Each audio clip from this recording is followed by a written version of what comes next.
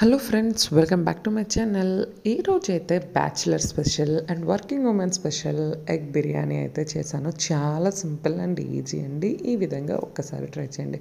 First అయితే ఒక కుక్కర్లో కొంచెం ఆయిల్, పసుపు వేసుకొని ఉడకబట్టిన గుడ్లను లైట్గా గోల్డెన్ కలర్ వచ్చినంత వరకు మనం వీడియోలో చూపించే విధంగా చేసుకోవాలి ఫ్రెండ్స్.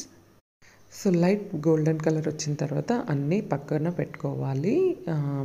నేను ఇక్కడైతే 5 ఎగ్స్ తీసుకుంటున్నాను. తర్వాత అదే ఆయిల్లో మనం బిర్యానీ ఆకు, బిర్యానీకి సంబంధించిన మసాలాలన్నీ వేసుకోవాలి. లాంగ్గా కట్ చేసుకున్న ఆనియన్స్ అండ్ మిర్చి వేసుకోవాలి. అండ్ ఇక్కడ కొంచెం నేను ఘీ కూడా వేసుకుంటున్నాను. అండ్ దంచి పెట్టుకున్న అల్లం వెల్లుల్లి పేస్ట్ కూడా వేసుకుంటున్నాను.